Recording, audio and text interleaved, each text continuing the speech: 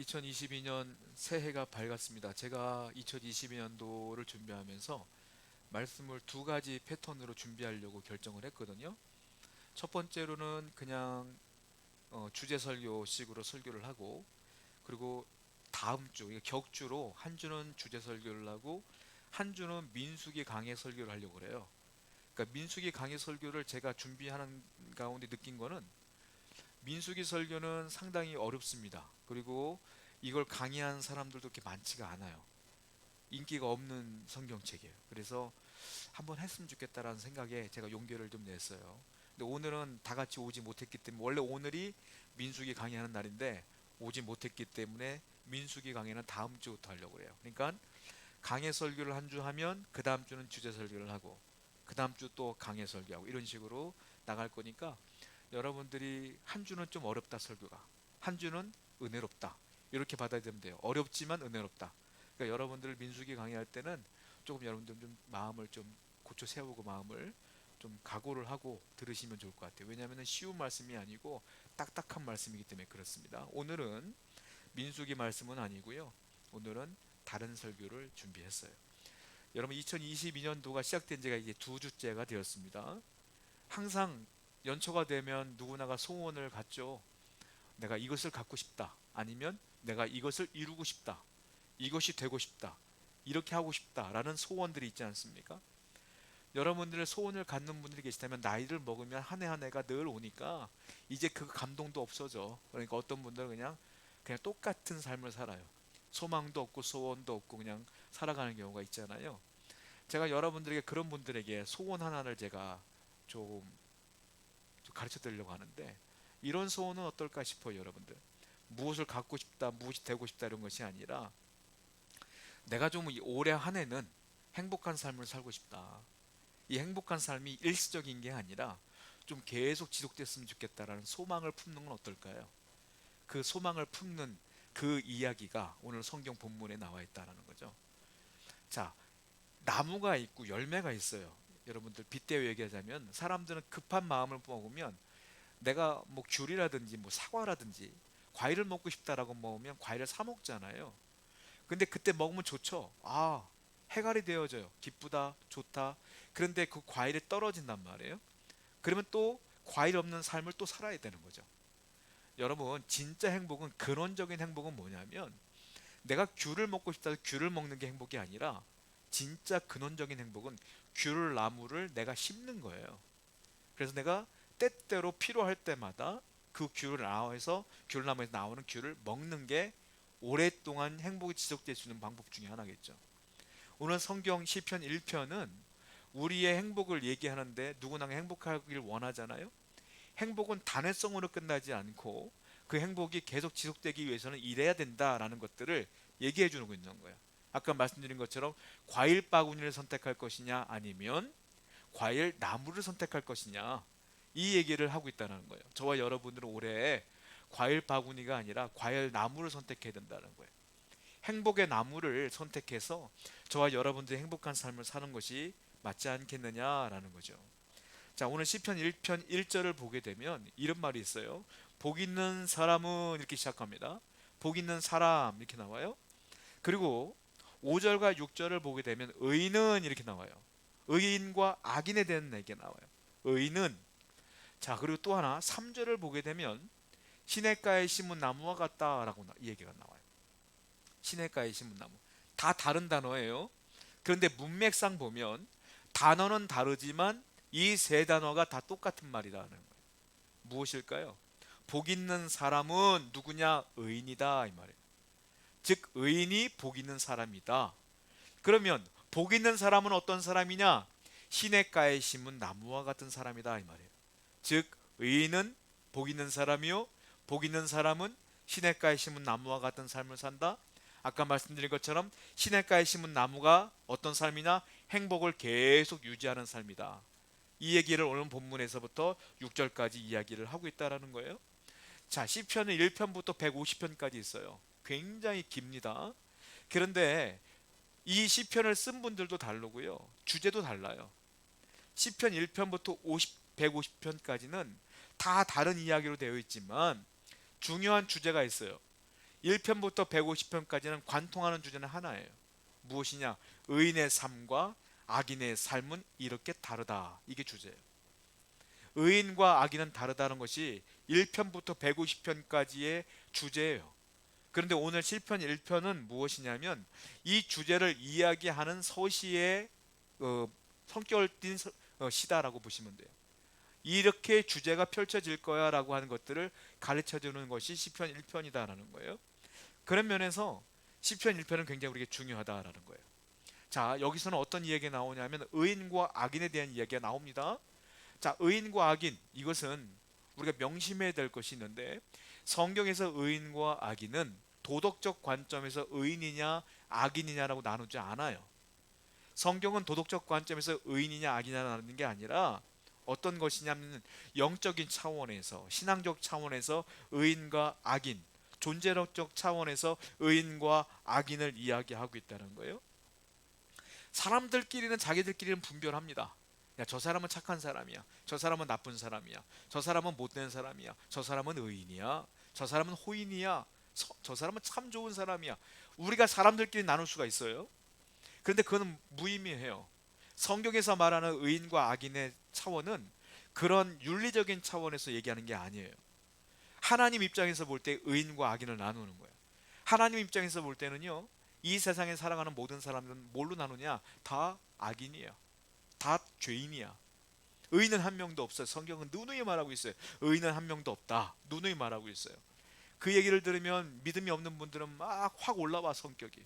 야, 우리가 이렇게 선하게 살았는데 저 사람들보다 우리 교통법규부터 시작하여 내가 얼마나 선하게 살려고 애를 썼는데 내가 왜 악인이야? 내가 왜 죄인이야? 라고 말해요. 근데 그것도 말에 어폐가 있어요. 왜냐하면 사람들끼리 하는 말 가운데 무슨 얘기가 있어요? 야, 털어서 먼지 안 나는 사람 없어. 이 얘기 있죠. 기억하세요? 이거는 은연중에 자기들도 아는 거예요. 사람들 중에서는 착한 사람 없어. 이거 다 알아요. 털어서 먼지 안 나는 사람 없어. 이 말은 자기들도 다 죄 있는 걸 알고 있는면서도 불구하고 자기 만족을 하는 거야. 쟤보단 내가 조금 나니까 난 좀 착한 사람. 이렇게. 성경에서는 누누이 말하지만 다 죄인이에요. 저도 죄인이고 여러분들도 죄인이고 다 죄인이다 라고 말하고 있는 거 아니겠어요? 그럼 성경에서 말하는 의는 무엇이냐? 윤리적으로 도덕적으로 착한 게 의가 아니라 우리는 의를 쟁취할 수가 없는 죄인이기 때문에 어떠한 일을 행해야 되는 거예요. 그것이 무엇이냐? 하나님과 나와의 관계를 회복해야지만 그것이 의가 돼. 하나님과의 관계가 회복되지 않으면 의인이 될 수 없어요. 이 하나님과 나와의 관계를 회복하러 오신 분이 누굽니까? 예수 그리스도 아닙니까? 그래서 그분이 십자가에서 우리 죄를 지고 돌아가셨고 3일 만에 부활했고 그 부활을 믿는 우리가 그 믿음으로 말미암아 하나님과 나 사이의 관계가 회복된 거예요. 주님 때문에, 예수님 때문에, 그 믿음 때문에. 그래서 믿음이 있는 자가 의인이다라고 하는 거예요. 제가 조금 이해하기 쉽게 예를 들자면 이런 거예요. 뭐 이거는 100% 완벽한 예는 아니지만 만약에 아버지와 아들 관계가 있는데 아들이 참 못된 짓을 많이 했어요. 그러면 아버지가 그 못된 짓을 바로 하기 위해서 회초리를 들 수가 있어요. 그렇죠. 우리가 다 부모니까 우리가 자녀가 잘못된 일을 하게 되면 회초리도 들 수 있는 거 아닙니까? 회초리를 들고 때리려고 하는 순간에 갑자기 어머님이 그 사이를 끼어들었어. 그리고 엄마가 아버지가 때리는 그 회초리에 대신 맞았어. 엄마가. 그러면은 아버지 때린 아버지가 얼마나 당황하겠어요. 그리고 아들도 얼마나 당황했어요. 내가 맞아야 되는데 엄마가 맞았으니까. 그 순간 어떤 일이 벌어질까요? 아버지가 엄마를 탁 밀어버리고 아기를 계속 때릴게요? 아들을 때리겠어요? 아니죠. 정상적인 아버지라면 깜짝 놀라서 회초리를 놓고 당신 괜찮아? 하고 이야기하지 않겠어요? 그 아들도 엄마 괜찮아? 라고 말하지 않겠어요? 그러면서 아버지와 아들 사이에 있었던 그 분노의 관계가 순식간에 깨어지면서 화평의 관계로 바뀌어지지 않겠어요? 마치 이런 거라는 거예요. 하나님과 우리들 사이에는 관계의 회복이 되지 않는 강이 하나 있는 거야. 그 범죄, 죄라는 강이 있는데 예수님 이 땅에 들어오시면 그 사이에 끼어들어왔기 때문에 그 모든 관계가 그냥 해결되는 것이다. 그래서 우리는 의인은 무엇이냐? 예수님을 믿는 것이 의인이다라는 거예요. 자, 갈라디아서 말씀 보겠습니다. 2장 16절 말씀이에요. 제가 읽어드릴게요. 사람이 의롭게 되는 것은 율법의 행위로 말미암음이 아니요 오직 예수 그리스도를 믿음으로 말미암는 줄 알므로 우리가 그리스도 예수를 믿나니 이는 우리가 율법의 행위로서가 아니고 그리스도를 믿음으로써 의롭다함을 얻으려 함이라. 율법의 행위로서는 의롭다함을 얻을 육체가 없느니라. 우리는 율법을 행함으로써 의를 얻을 수 있는 육체가 없다라고 성경에 분명히 써 있어요. 여러분들은 성경 말씀 그대로 100% 완벽하게 행할 수 있는 분이 없다는 거예요. 그래서 우리는 의롭지가 않아. 사람들끼리는 점수를 매길 수 있어요. 쟤는 70점짜리, 나는 50점, 나는 빵점인 것 같아, 난 10점짜리일 것 같아. 그런데 하나님의 기준은 70점이 아니야. 뭐야, 하나님의 기준은 100점이야. 다 100점 이하야. 100점 이하. 자기들끼리는 등급을 내릴 수 있겠지만 하나님 입장에서는 다 죄인이라는 거예요. 그러니까 모든 사람들은 교만해질 수도 없는 거고, 교만해서도 안 되는 거고, 오만해서도 안 되는 것이고, 늘 하나님께 겸손하게 난 죄인입니다라고 기도하며 나갈 수밖에 없는 건 아니겠어요? 기독교 교리 중에 가장 중요한 교리가 여기서 나온 거예요. 그게 뭡니까? 이신칭의. 우리는 의롭지 않지만 의로운 자라 칭해 주신다. 내가 예수를 믿는 그 믿음으로 의로운 자라 칭해 주신 것이다. 그 저와 여러분들은 비록 우리의 삶은 도덕적이지 못할지라도, 윤리적으로 완벽하지 못할지라도, 죄를 지금도 짓고 있을지라도 믿음만이 변치 않으면 나는 하나님의 자녀다. 나는 하나님께서 말씀하시는 의인이다. 이 사실을 인정하고 믿어야 된다는 거 아니겠어요? 자, 그러므로 복이라는 게 뭐냐, 축복이라는 게 뭐냐면 내가 쟁취하는 게 아니라 하나님과 올바른 관계에서 하나님께서 그것이 해결되어지면 주시는 게 복이요, 주시는 게 축복이다라는 거예요. 그러니까 올해 여러분들 해야 될 게 뭐냐, 하나님과의 관계 회복을 잘해야 된다. 의인으로서의 삶을 살아야 된다라는 건 아니겠어요? 그래서 우리는 의인은 그래서 복을 받는 거야. 자, 의인은 뭐예요? 복 있는 사람이다. 복 있는 사람은 어떻게 다? 시냇가에 심은 나무와 같다. 그래서 저와 여러분들은 의인은 아니지만 이신칭이 의인이라 칭함을 받은 사람이기 때문에 이 복이 우리에게 임하는 것이다 라는 거예요. 반대말이 나와요. 뭐라고 말합니까? 바람에 나는 겨와 같도다. 누가? 악인은. 의인은 시냇가에 심은 나무와 같고 악인은 바람에 나는 겨와 같도다라고 오늘 시편 말씀에는 그렇게 써 있다는 거예요. 창조주 하나님, 섭리주 하나님, 심판주 하나님, 이 모든 하나님 앞에, 삼위일체 하나님 앞에 인간은 딱 두 부류예요. 뭡니까? 의인이냐 악인이냐. 어설픈 건 없어요.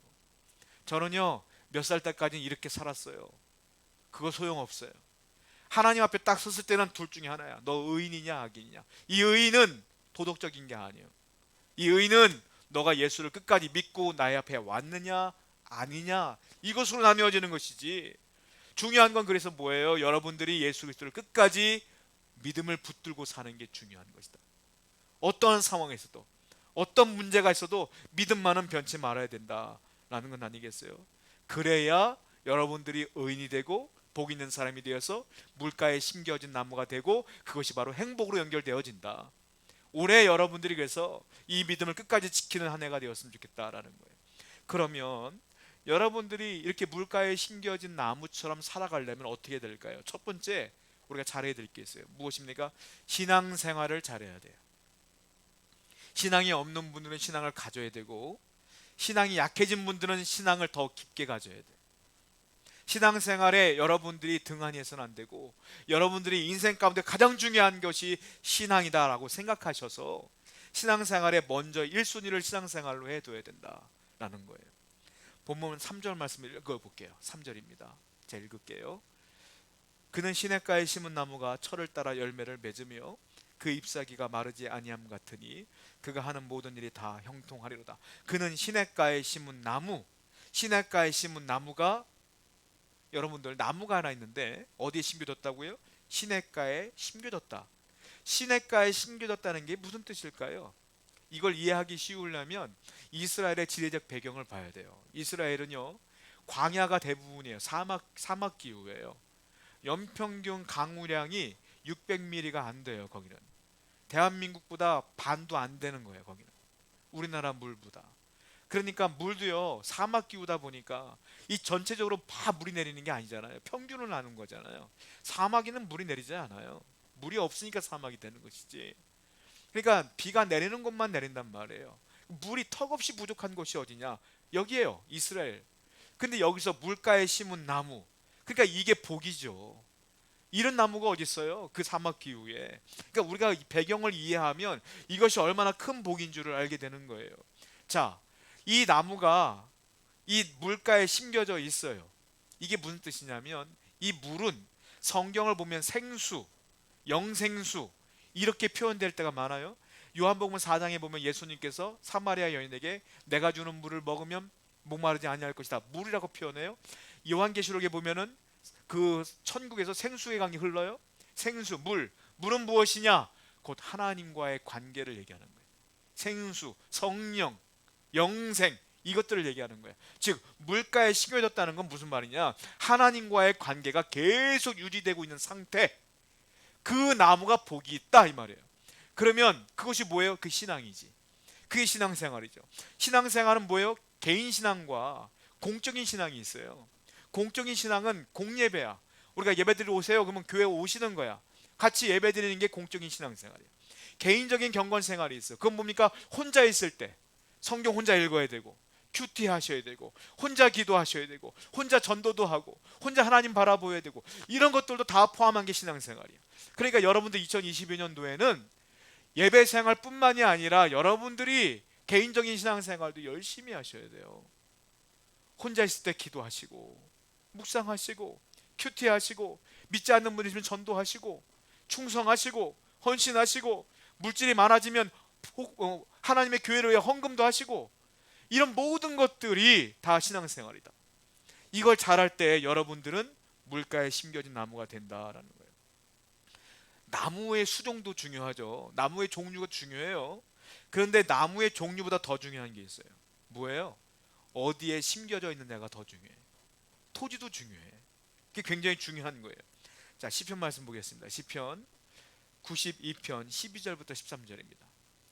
의인은 종려나무 같이 번성하며 레바논의 백향목 같이 성장하리로다. 이는 여호와의 집에 심겨졌으며 우리 하나님의 뜰 안에서 번성하리로다. 자, 종려나무가 있고요, 백향목이 있어요. 나무가 중요해, 좋아. 그런데 어디 심겨졌어요? 13절에 보니까 여호와의 집에 심겨졌으며. 그 나무가 백향목이냐, 그 나무가 감람나무냐, 종려나무냐, 가시나무냐, 이게 종류가 중요한 게 아니에요. 그 나무가 어디 심겨졌느냐. 사막에 심겨졌으면 백향목도 죽어버리는 거예요. 가시나무도 여호와의 집에 심겨졌으면 끝까지 살아남는 거예요. 그러니까 뭐예요? 어디에 심겨졌는가 중요하다. 이게 어디에 심겨졌는가 뭐예요? 즉 하나님과의 관계가 중요하다는 거예요. 나무는 혼자 독자적으로 성장할 수 없어요. 나무가 중요하지만 땅도 중요하기 때문에 나무는 한마디로 말하면 그 혼자 독립적으로 살 수 없는 존재야. 의존적 존재야. 저나 여러분도 똑같은 존재예요. 우리도 독립적인 존재가 아니야. 우리도 의존적 존재야. 누구에게? 하나님에게. 하나님께 의존돼야 돼야만 우리가 살 수가 있는 거예요. 그러니까 우리의 신앙의 뿌리가 여호와의 집에 하나님에게 잘 심겨져 있을 때 하나님의 은혜가 있지 않겠느냐. 이게 행복이다. 2022년도 한 해 동안 여러분들 분명히 제가 장담컨대 여러분들에게 악한 마귀는 시험할 거고, 악한 마귀는 여러분들을 무너뜨리기 위해서 함정도 파놓을 거고, 두려움도 줄 거고, 염려도 줄 거고, 사업해도 안 되는 날도 있을 것이고, 직장 생활에서 분명히 여러분들 괴롭히는 사람도 있을 것이고, 가정지의 문제도 생길 것이고, 그런 문제들이 분명히 있어요. 그것은 뭐냐? 여러분들이 그 문제에 집중하게 함으로 하나님과 멀어지게 하려는 악한 마귀의 술수다. 이건 여러분들이 천국 가는 날까지 있는 거예요. 올 한 해는 근심이 있습니까? 걱정이 있습니까? 염려가 있습니까? 분노가 있습니까? 여러분들 마음 가운데 두려움이 있습니까? 그 모든 것 다 뒤로 밀어내고 하나님을 향한 신앙의 뿌리를 깊게 내려서 여호와의 집에 당신의 뿌리를 내려서 승리하시길 바라요. 그럴 때 여러분들에게 반드시 하나님의 은혜의 행복의 순간들이 지속적으로 찾아오게 될 줄로 믿습니다. 그런 한 해가 되어야 된다라는 것. 두 번째, 물가에 심겨진 나무, 의인, 우리 복 있는 자들은 어떻게 올 한 해를 살아야 될까요? 자, 물가에 심겨진 나무는, 복 있는 자는 성결합니다. 한마디로 깨끗해요. 깨끗해야 하나님의 은혜가 있어. 죄를 머금고 살고 품고 살면 하나님의 은혜가 끊어져요. 왜 우리가 죄인이에요? 아담과 하와 때부터 죄를 지었기 때문에 그 죄의 강 때문에 하나님과 내 관계가 깨어진 거 아니에요? 그 관계를 회복시키기 위해 의로운 주님께서 오신 거 아닙니까? 결국 여러분들이 죄를 품고 있으면 하나님과의 관계는 회복되지 않아요. 올 한 해 어떻게든 죄의 자리를 벗어나려고 노력하고 결단하려고 노력하는 여러분 되셔야 된다라는 거예요. 본문 1절 말씀을 제가 읽어드릴게요. 복 있는 사람은 악인들의 꾀를 따르지 아니하며 죄인들의 길에 서지 아니하며 오만한 자들의 자리에 앉지 아니하고, 여기 보면 점진적으로 계속 커져요. 뭐가? 잘 보세요. 악, 복 있는 사람은 악인들의 꾀를 따르지 않는다. 따른다는 걷는다는 거예요. 그러니까 악인들이 걸어가는 그 길을 걷지 않는다. 또 하나, 죄인들에게 서지 않는다. 걷다가 어떻게 해요? 여기가 좋구나 하고 멈춰 있지 않는다. 서지 않는다 이 말이에요. 또 어떻게 해요? 오만한 자들의 자리에 앉지 않는다. 너무 좋다 보니까 주저앉아 버린다. sit, 앉아버린다. 그리고 앉아 있다는 건 뭐예요? 그 죄 가운데 그냥 매몰되어서 죄인들처럼 산다는 의미야. 그러니까 복 있는 사람은 뭐예요? 악인들이 걸어간 길을 걷지 않는다.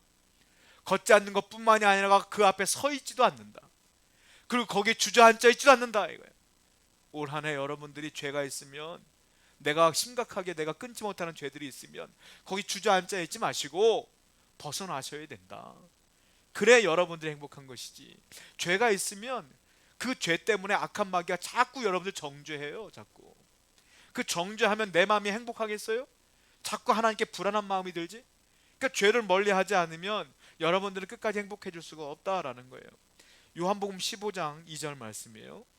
제가 읽어드릴게요. 무릇 내게 붙어있어 열매를 맺지 아니하는 가지는 아버지께서 그것을 제거해 버리시고, 무릇 열매를 맺는 가지는 더 열매를 맺게 하려 하여 그것을 깨끗하게 하시느니라. 깨끗하게 하신다. 나무가 있어요. 포도나무가 있는데 어떤 나무는 튼실한 나무야. 근데 어떤 나무는 봐도 지저분해 보여. 열매가 맺을 것 같지 않아. 그때 필요한 게 뭐예요? 가지치기. 그때 농부가 어떻게 해요? 이거는 볼송사 나온 나무네 하고 잘라버려. 네가 영양분을 흡수하면 안 되지. 잘라버려요. 그리고 괜찮은 가지나무, 튼실한 가지나무를 어떻게 한다고요? 깨끗하게 한다. 한 가지는 쳐주면서 계속 영양분을 준다. 이게 뭐예요? 우리는 하나만 알지 둘은 몰라. 하나, 주님께 붙어 있어야지 열매 맺는 거야. 여기까지는 알아. 두 번째가 뭔지 아세요? 맨 마지막에 깨끗해야 된다가 두 번째예요. 여러분들 농사를 지어보세요. 과수원 한번 가보세요. 나무들이요 긴 근사해. 근데 보면 정말 쭉정이 같은 삐뚤삐뚤한 나무가 있어. 다 그거예요. 농사짓는 잘라버립니다. 더러워 보여. 지저분해 보여. 그 열매가 안 맺히건 잘라버려요 다. 여기서 말하는 건 성결이에요.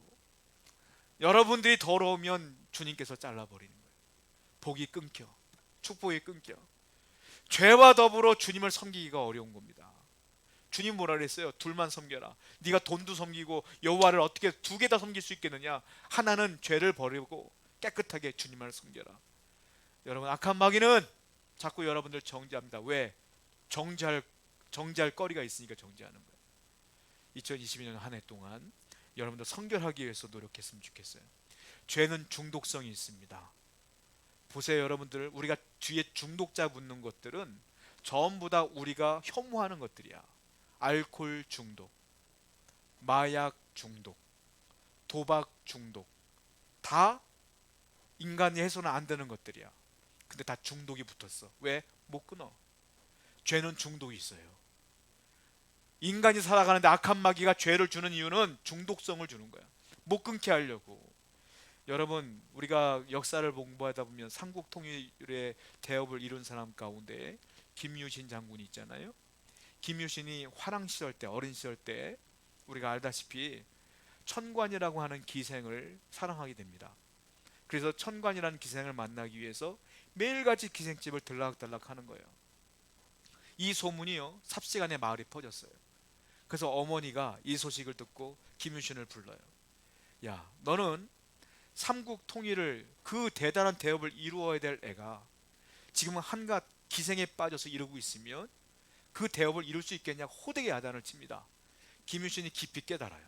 그리고 어떡합니까? 천간을 만나지 않아요. 그런데 어느 날 피곤해서 마을 위에서 졸고 있는데 마을이어 습관처럼 천간의 집으로, 기생집으로 간 거야. 눈을 떠보니까 천간이 나와서 오래간만입니다 하고 나와 있는 거야. 김유신이 내리자마자 말에 목을 쳤어요. 그리고 뒤도 돌아보지 않고 집으로 갔다는 얘기 있지 않습니까? 여러분, 제가 이 얘기를 왜 하냐면 예수를 믿지 않는 사람도요, 내가 마음을 딱 먹으면 이와 같이 단호하게 끊을 수가 있어. 예수 안 믿어도 끊어버리는 용기가 있단 말이야. 근데 저와 여러분들은 하나님이 돕잖아. 성령님이 돕잖아. 근데 왜 못 끊어? 안 끊는 거지, 그건 못 끊는 게 아니고.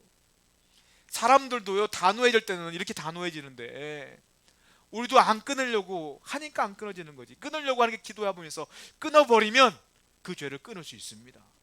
올 한 해 여러분들 다 끊어버리시고 하나님의 복을, 축복을 마음껏 누리시는 한 해가 되기를 축복드립니다.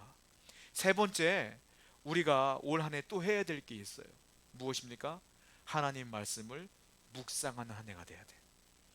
하나님 말씀을 사랑해야 되고요, 묵상해야 된다는 거예요. 본문 2절 말씀 읽어볼게요. 오직 여호와의 율법을 즐거워하여 그의 율법을 주야로 묵상하는 자로다. 누가? 복 있는 사람이. 복 있는 사람은 율법을 즐거워하며 그 율법을 주야로 묵상한다. 기서 있어요. 율법은 하나님 성경 말씀을 말하는 겁니다. 오늘날 율법은 성경을 말하는 거예요. 자, 복 있는 사람 뭐 했다고요? 그 율법을 뭐 한다? 즐거워하여. 즐거워요는 뭐냐? 하페치란다네요. 이게 히브리어로 하페치야. 하페치 뜻이 뭐냐면 온통 어디에 마음이 쏠려 있는 상태를 하페치라 그래요. 예를 들자면 연애를 하면 사랑하는 남자나 사랑하는 여자를 만나게 되면 우리 연애할 동안은 거기만 온몸이 쏠리잖아요. 몇 시에 만날까? 뭘 좋아할까? 뭐 먹으러 가지? 계속 그러잖아요. 골프 좋아하시는 분들은 골프 빠지면 골프만 생각나잖아. 오로지 무엇을 하든지 간에 취미생활에 빠지면 거기만 생각나잖아. 이게 하페치야. 즐거워하는 거야. 자, 이 사람은, 복 있는 사람은 뭐에 하페치했다고요? 말씀을 즐거워한다. 자나깨나 하나님 말씀이 뭐라고 했지? 하나님 말씀이 이런 말씀이 있었는데 내가 어떻게 살아야 될까? 이렇게 계속 말씀을 즐거워한다. 자, 그 말씀을 즐거워하는 것을 어떻게 표현되느냐? 그 율법을 주야로 뭐한다? 묵상하는도다. 묵상하는도다. 묵상은 하가라는 뜻이에요. 히브리어 하가. 하가는 무슨 말이냐? 이 하가를 신학자 오거스틴이 이렇게 표현했어요. 새가 지저귀는 것과 같다, 이렇게 표현했어요. 새가 지저귀를 때 어떻게 지저귀해요? 지지배배 지지배배 계속 그러죠. 옆에서 계속 중얼중얼대죠. 하가는 뭐냐? 읊조린다는 뜻이에요. 읊조린다. 계속. 자, 이게 무슨 읊조리냐? 내가 하페츠, 즉 하나님 말씀을 즐거워해. 하나님 말씀을 계속 사랑해. 그러다 보니까 묵상할 수밖에 없지. 그 하나님 말씀 뭐라고 했지? 계속 혼자 중얼거리는 거야. 아, 내가 정말 속상한 일이 있는데 저 사람 미워 죽겠는데 하나님이 사랑하라고 해서 사랑하라고 해서 사랑해야지, 사랑해야지, 사랑해야지. 계속 이것이 뭐냐? 이게 묵상이요. 올 한 해 동안 여러분들이 하나님 말씀을 사랑하며 묵상하, 한마디로 말하면 말씀을 가까이 하라, 이 말이에요.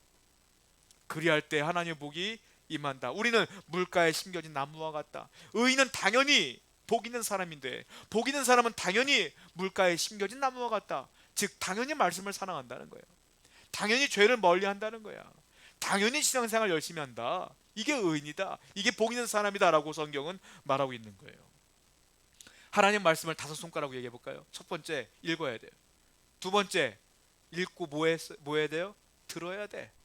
그리고 어떻게 해야 돼요? 공부해야 돼. 그리고 어떻게 해야 돼요? 외워야 돼. 마지막 뭐예요? 묵상해야 돼. 하나님 말씀은요, 읽고 듣고 외우고 공부도 하고, 그리고 이 말씀을 가지고 우리가 묵상해야 돼. 계속 묵상. 하나님 말씀이 뭐라고 했지? 지켜야지, 지켜야지. 이렇게 올 한 해 여러분들 그렇게 할 때 하나님의 은혜가 있다. 이건 제가 말하는 게 아니라 성경 말씀대로 하는 거예요. 근데 묵상이 중요한 게 있어요. 묵상은 뭐야? 기도와 함께 가는 거예요. 묵상은 기도가 세트입니다. 하나님 말씀 묵상하는 건 기도와 같이 가는 거예요. 하나님 말씀을 지키려고 할 때 도와주세요라고 기도가 자연스럽게 나올 수밖에 없어요. 그러니까 묵상은 기도와 같이 가는 거고 하나님 말씀은 기도와 같이 가는 거예요. 여러분, 인간이 행복하려면, 인간은 육체적인 존재이기 때문에 사람과 사람 사이의 관계가 좋아야 돼요. 당연하죠. 그래도 행복해. 누가 원수가 있으면 내가 마음이 불편하거든. 그러니까 사람과 사람 사이가 좋아야 돼. 또 하나, 우린 육체를 입고 있고 이 땅을 밟고 살아기 때문에 자연과의 관계도 좋아야 돼. 그러니까 자연이 오염되거나 자연을 해치면 인간에게 그 어려움들이 그대로 오지 않습니까? 그러니까 자연과도 우리가 친해야 되고 인간과도 친해야 돼. 근데 사람은 또 어떤 존재인지 아세요? 영적인 존재야. 사람은 영적인 존재이기 때문에 하나님과도 친화적이어야지만 행복한 거예요.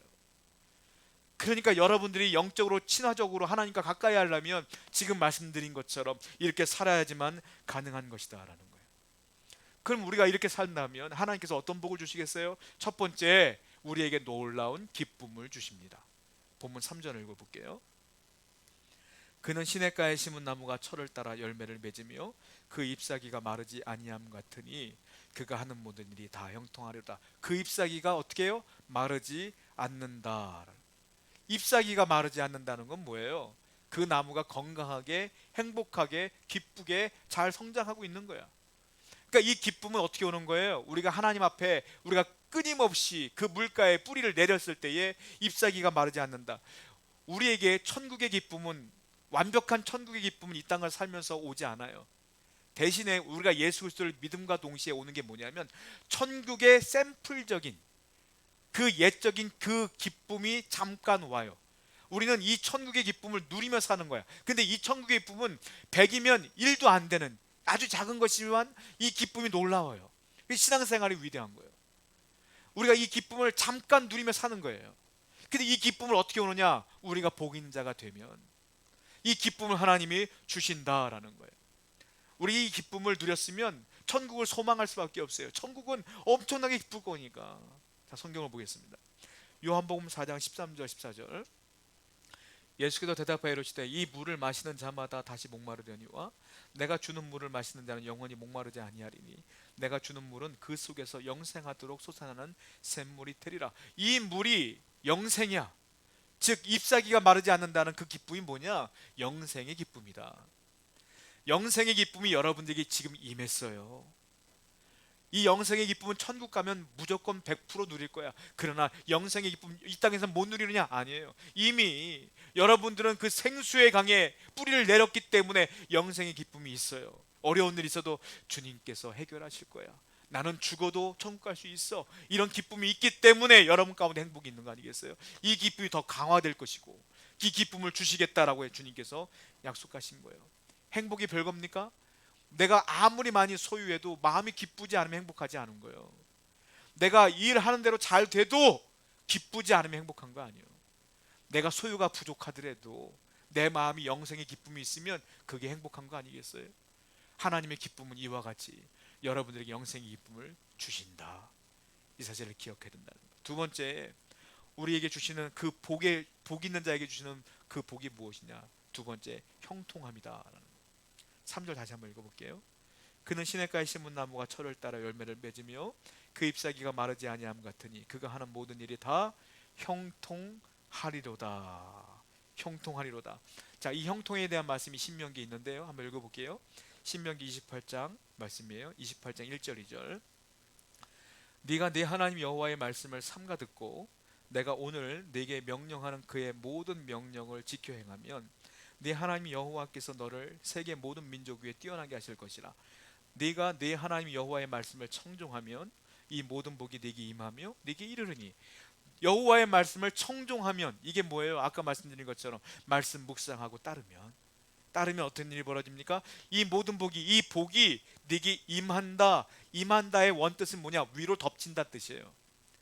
위로 덮쳐. 그러니까 물에 들어가면 여러분들 우리가 가만히 안 있다가 파도 맞을 때 있어요. 파도가 내 머리로 확 덮칠 때가 있어. 그때 쓰러지고 막 숨 막히고 그러잖아요. 그러니까 한마디로 말하면 물 위로 내 머리 위로 물이 덮치는 것처럼 여호와의 복이, 하나님의 복이 이 말씀을 청종하며 신앙을 지키며 믿음을 지키며 말씀대로 살아간 여러분들에게 어떻게 차고 넘치도록 그냥 위에서 덮쳐버리는 거야. 복이. 그 복이 임한다고 약속했어요. 또 4절 볼까요? 본문 4절. 악인들은 그렇지 아니하며 오직 바람이 나는 겨와 같도다. 자, 하나 더 짚고 넘어갈겠는데 그 복이 임한다, 덮친다 그랬어요. 내게 이르르니 그랬어요. 복이 이른다. 이 말 뜻은 뭐냐면 내가 어딜 가든지 간에 그 복이 저절로 따라 붙는다 뜻이에요. 그러니까 여러분들이 이렇게만 산다면 내가 복 주세요 안 해도 복이 따라 붙는다. 하나님 복을 그렇게 주신다 라고 말씀하신 거예요. 근데 반대말이 나왔어요. 뭡니까? 악인들은 그렇지 아니하미요. 악인들은 그렇지 아니하미요. 오직 바람이 나는 겨와 같도다.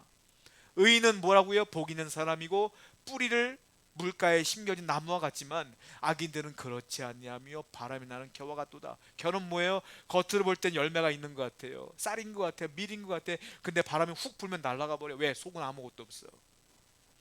하나님 믿지 않고 한 성공들은 성공인 것 같지만, 행복인 것 같지만 아니라는 거예요. 그럼 바람에 나는 겨와 같다는 거예요. 부러워할 필요 없어. 누가 성공했어요? 누가 나보다 훨씬 나아요? 그 속이 정말 기쁘냐 행복한 거냐, 그건 여러분들은 모르잖아요. 하나님이 그 기쁨과 행복을 주지 않으면 기쁠 수 없어요. 단회적 기쁨으로 끝나는 거야. 과일 바구니야 그냥. 그럼 바람이 나는 겨와 같도다. 악인들은.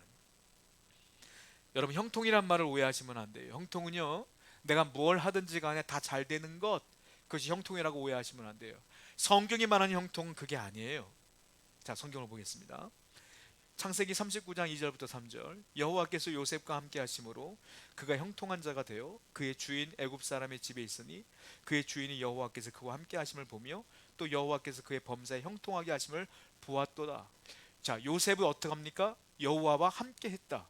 함께 한다는 게 뭐예요? 그 물에 뿌리를 내는 나무와 같다는 말이에요. 여호와의 신앙생활. 그러니까 요셉은 하나님과의 관계가 친화적이고 계속 그 관계가 깨지지 않은 관계야. 그랬더니 어떻게 됐어요? 그가 형통한 자가 되었다. 이게 두 번이나 반복되어지는 거예요.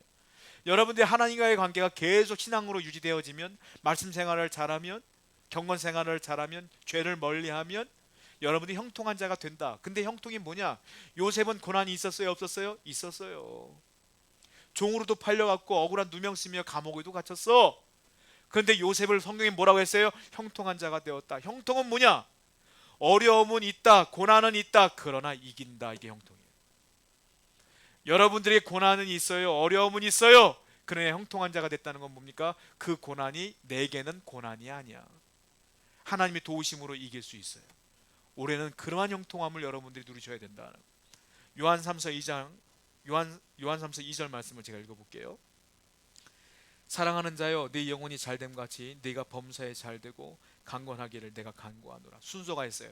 내 영혼이 잘돼야 범사가 잘 되는 거예요. 사람들은 오해해. 내가 잘 되려고 애를 써. 아니에요. 영혼이 잘돼야 범사가 잘 되는 거예요. 올 한 해 여러분들이 하나님과 관계를 잘 맺어야 여러분들의 인생도 형통한 거예요. 그거 분명히 알아야 된다. 남아프리카 사막에는요, 여러 식물들이 있는데 그 사막 기후에서 잘 자라는 나무 수종이 하나 있어요. 그 나무의 뿌리를 전문가들이 캐서 봤는데요, 35m래요. 뿌리가 35m. 저는 얼마나 긴지 상상도 안 돼요. 35m짜리 뿌리를 가진 나무야. 그러니까 사막에서 살아. 왜? 그 밑에 있는 물에 그 뿌리가 닿았으니까 사는 거예요. 성도라 하면 이 뿌리가 하나님께 더 깊이 말씀에 더 깊이 내려서 이 험한 세상을 살아가는 게 성도 아니겠어요? 그리할 때 하나님께서 형통함을 주신다. 시편 37편 24절. 그는 넘어지나 아주 엎드러지지 아니하면 여호와께서 그의 손으로 붙드심이로다. 우리 넘어질 수 있어요. 그러나 넘어지지 않아요. 엎드러지지 않아요. 왜? 하나님이 붙들어 주시니까. 로마서 8장 28절. 우리가 알거니와 하나님을 사랑하는 자 곧 그 뜻대로 부르심을 입은 자들에게는 모든 것이 합력하여 선을 이루느니라. 힘든 일이 있습니까? 결국은 하나님의 은혜로 끝날 줄로 믿습니다. 올 한 해 여러분들이 더욱더 하나님께 나아갈 때에 이 놀라운 은혜가 여러분들에게 그대로 흘러갈 줄로 믿습니다. 함께 기도하겠습니다.